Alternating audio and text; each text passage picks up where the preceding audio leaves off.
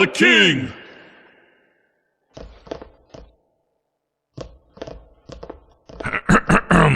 Welcome to Battle Chess. This is the tutorial, and I am the king. The land you see around me is my kingdom and my battlefield. Two opposing forces meet on this battleground, but only one can be victorious. There can only be one true king.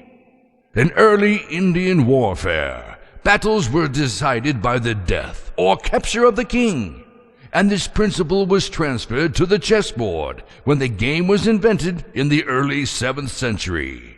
As king, I am the most important of all the chessmen. In fact, I am the only indispensable man on the battlefield. But it's not easy being king. In times of war, I have to manage the defense of my realm without playing too active a role that would expose me to danger. My safety is of the utmost importance.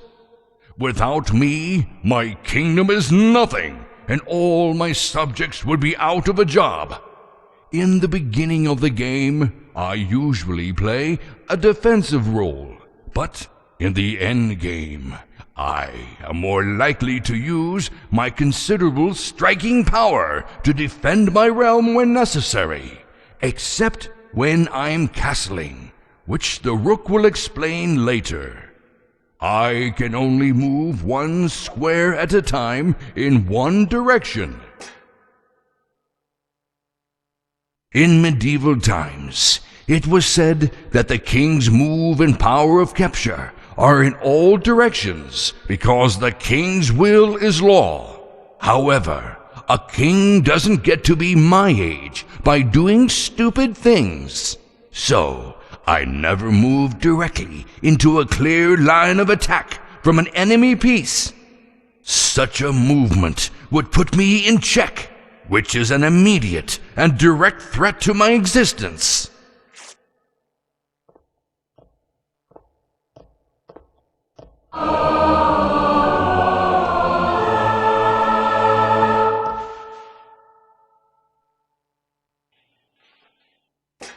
Whenever an enemy piece is rude enough to put me in check, I must immediately take care of the situation. I can move out of check in one of 3 ways: by putting one of my loyal defenders in position to block the attack,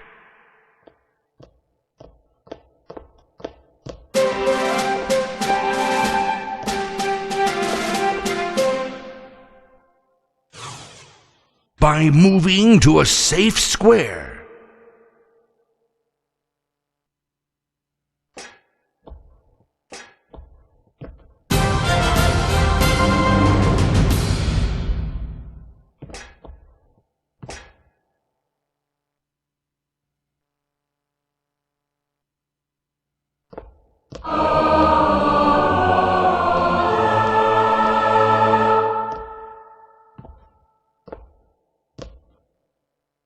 or by capturing the enemy piece that threatens me.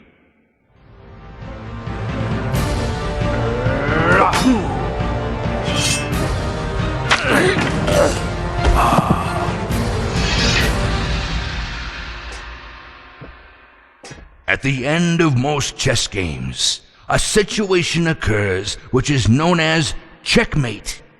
Checkmate is an attack upon the king from which there is no possible escape. While a check is merely a threat to a king, a checkmate is the pronouncement of his certain doom. For example, this is a checkmate situation.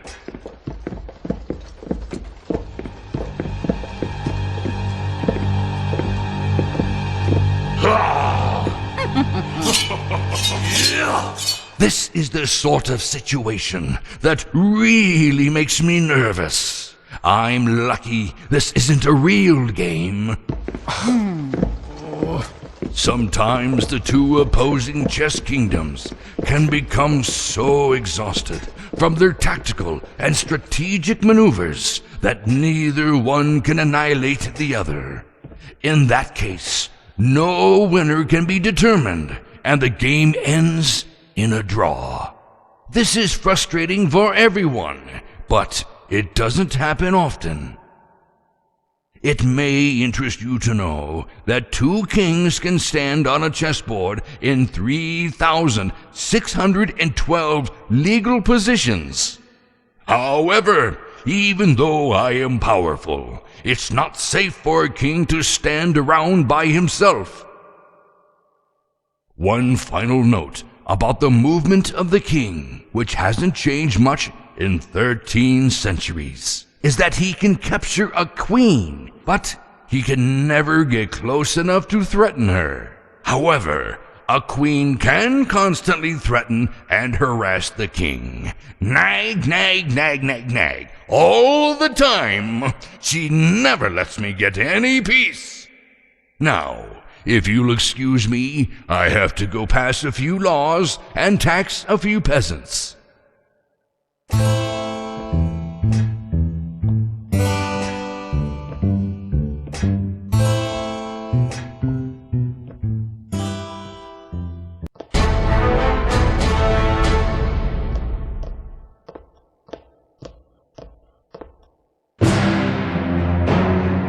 Yeah.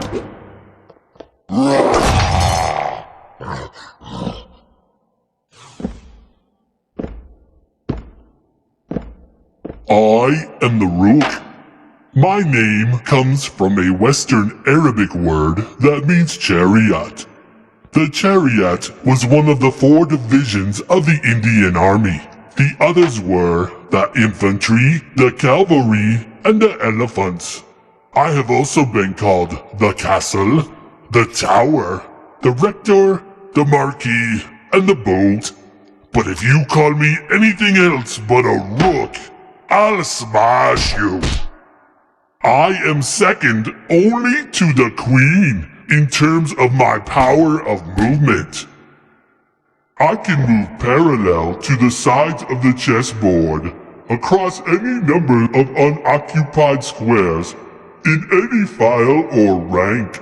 I can move forward, backwards, or sideways, but not diagonally. If an enemy is in my path, I can smash him and take his place. At the beginning of the game, I can't do much because everyone is in my way. I hate that. I want to smash things.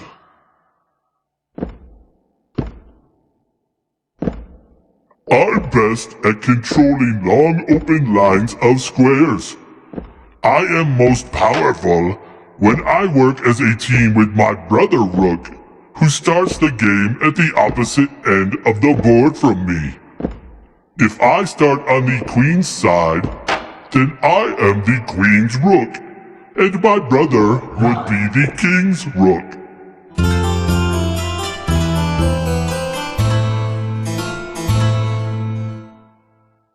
Pay attention, because I am going to demonstrate castling, and I am only going to go through it once.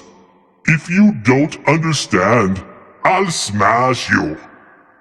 The ancient Italians viewed the rook as a fortress in which the king could flee for safety when he was threatened. This point of view evolved into the modern system of castling, which can only occur once per player per game. It's the only time a player can move 2 pieces during a single turn, and the only time a king can move more than 1 square per turn. This is a castling maneuver.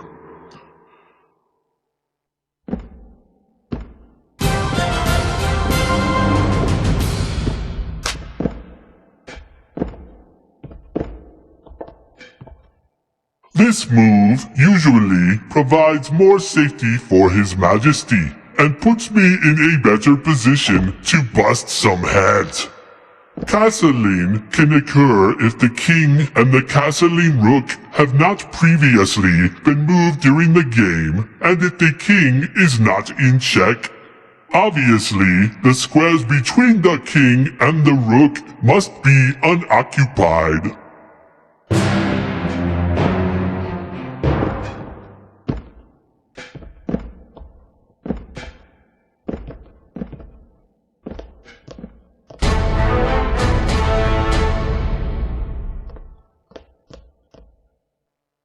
In this situation, castling could not occur because the king would have to move through check to reach his destination.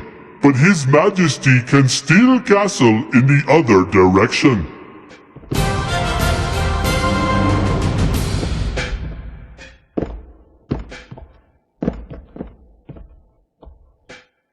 Castling occurs in about 95% of all chess games.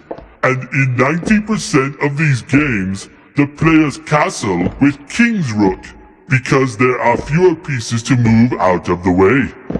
And that's all there is to it. It should now be obvious to you that a rook laughs at danger. I scare the pants off of most other chess pieces. Entire armies break like crashing waves against me, leaving me unharmed. I fear nothing. Yoo-hoo. Well, almost nothing.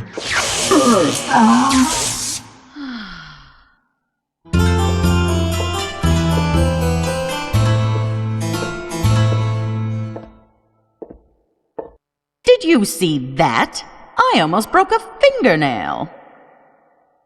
The king kept me awake with his snoring all last night, so I'm kind of in a bad mood. Anyway, I'm the queen. I'm the real power behind the throne, and in front of the throne in this game. I don't just stare at myself in the mirror all day like those wimpy queens you read about in fairy tales. I'm a warrior queen. I go out and do all the real work while the king sits around the castle passing laws and taxing peasants. I can fight any other piece in this game and beat the stuffing out of them, despite what that egomaniac Rook may have told you.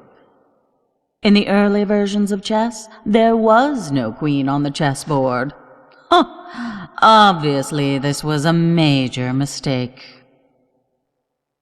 Once I was introduced to the game, I gradually took on more power until about 1490, when I developed the ability to move in all directions as the most powerful piece on the board. I can move in a straight line in any direction over as many unoccupied squares as I desire. If anyone dares to get in my way, I blast them out of their shoes and take their place on the board. So, I essentially have the combined movement power of a rook and a bishop. I am the most effective when I have plenty of room to work in, since I can control so much territory at once. Now, you might think it would be a good idea to get me out on the board early in the game and use me for almost everything. But it's not a good idea to rely too heavily on any one piece, since combinations of pieces are required for a good game. Besides, I'm also a big target when I'm out walking around alone without any protection, and you don't want to lose me if you can avoid it. Now let's talk about the pawn promotion, which is sometimes known as queening. If you manage to get one or more of your pawns all the way across the board to the 8th rank, that pawn is transformed into a more powerful piece, which is usually a queen.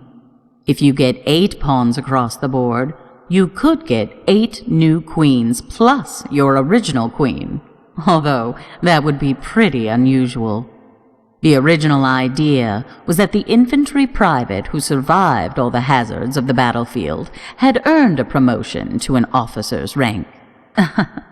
Of course, becoming a queen also means a sex change for the unsuspecting pawn, which may come as something of a surprise.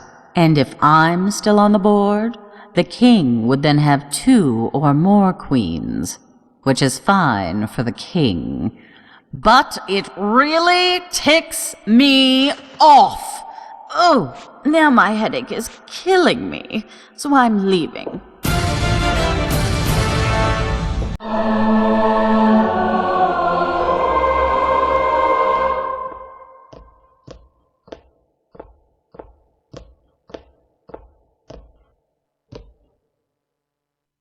I need no introduction. I am the holiest piece on the board. I can harness ancient powers to dispose of enemies in my path. I can move forwards or backwards diagonally any number of unoccupied spaces. I cannot move forwards or backwards parallel to the sides of the board like that lumbering rook.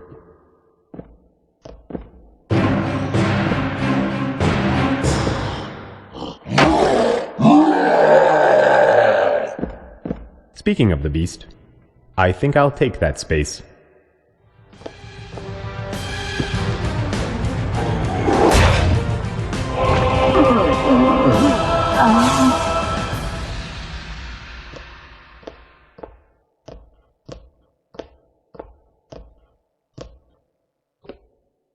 Now that you've seen my power, I must caution you to use me wisely.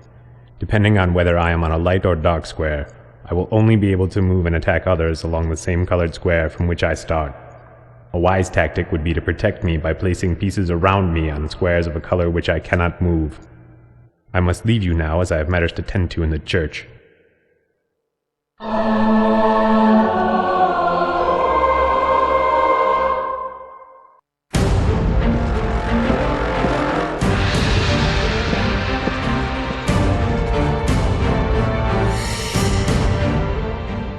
I am the knight, and I have a question for you.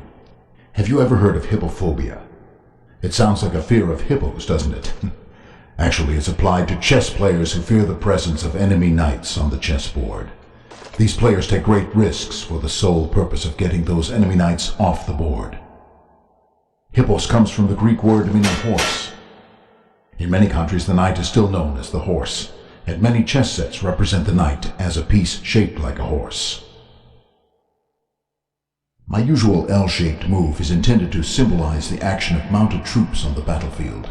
I attack the enemy as they pass, rather than in front, and leap over obstacles in a bound, unable to stop in mid-leap. From my starting position, I move 2 squares along the same rank or file, and then 1 square to the right or left. I can make this move regardless of any pieces that may be in my way, friendly or hostile, as long as my destination is not occupied by a friendly piece. Enemy pieces are taken like this.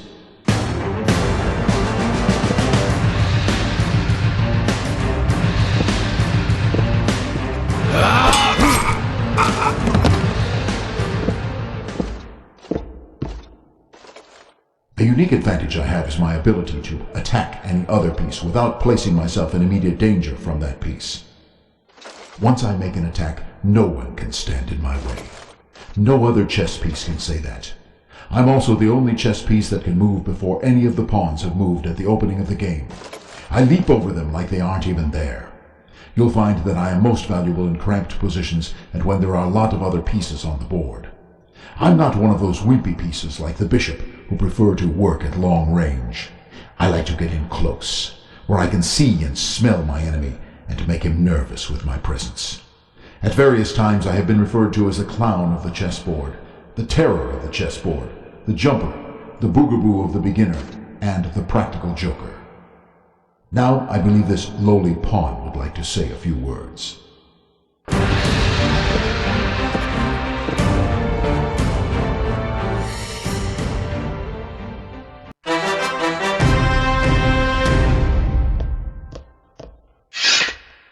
Lowly pawn? The way I see it, we're all pawns in the game of life. Someone is always pushing us around, always telling us what to do and deciding our fates. We can't fight it. I don't care who you are, a king, a queen, a bishop, or a pawn. We all come to the same fate in the end. We're all doomed. It's just that a pawn reaches that fate faster than the other pieces on the board. Pawns are just cannon fodder. It's so depressing. Consider this. These are the functions of the 8 pawns. To shield the king by controlling the 3rd and 4th ranks with our bodies. To defend and be the first to be sacrificed. To engage the enemy in combat. To prepare the way for more important chess pieces. And if we're really lucky, to struggle forward to the 8th rank for a battlefield promotion. As you can see, these pawn functions aren't exactly conducive to a long life. Have you noticed you never see a gray-haired old pawn? Huh, now you know why. The word pawn is derived from peon, which means laborer. In 15th century England, the 8 pawns were carved to represent different trades. The rook's pawns represented farm workers. The knight's pawns represented stone, iron, or woodworkers, or keepers of the king's highway. The bishop's pawns were notaries and innkeepers. The king's pawns were merchant bankers. The queen's pawns were physicians. Those were the days when we had better lives. Then, in the 18th century, all pawns were made to look identical, and we lost our individuality. Now it's more like being in the army. Let's talk about my movement. Either because we are brave, or because we are stupid. Pawns can only move forward into unoccupied squares, 1 square at a time. We never retreat, so a bad pawn move can't be corrected. However, the first time a pawn is moved, he has the option of moving forward 2 squares. When I take an enemy piece, they have to be waiting for me in one of the 2 squares diagonally ahead of me. I can't take a piece that's directly in my forward path. This is supposed to resemble a soldier slaying his enemy with a sideways thrust of his sword. Baby, let's see if you can take me. What about your husband, the king? He's not here. Forget about him. I want you. This is some kind of trick, isn't it? You're my sworn enemy, Your Majesty. You'll never know, unless you take a chance and come on over here. It's your move. I'll show you a good time.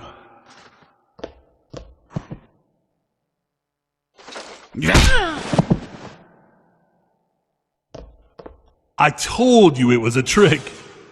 Anyway, the pawn's motto is, United we stand, divided we fall. Pretty clever, huh? I just made it up. But the biggest pawn weakness shows up when the pawn gets isolated from its fellow pawns. Isolated pawns are easy prey for enemy attacks. However, you'll notice that the more powerful pieces usually retreat when faced with a pawn attack. A queen is as strong as 8 pawns, but she will normally retreat when attacked by 1.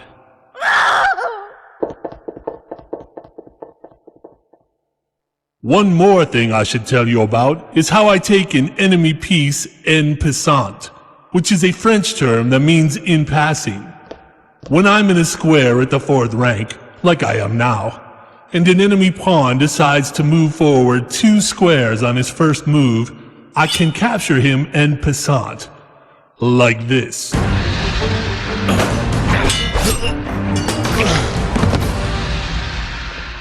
There are times when you won't want to make an en passant capture, so this is an optional maneuver.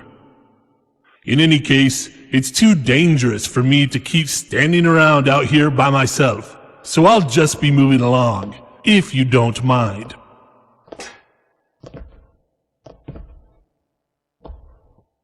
There's a lot more you need to learn about chess than we can possibly tell you about here, but you should know enough now to get started.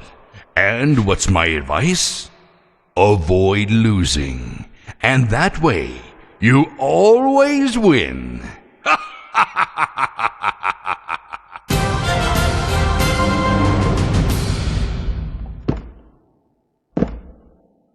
Play chess now, or I'll smash you.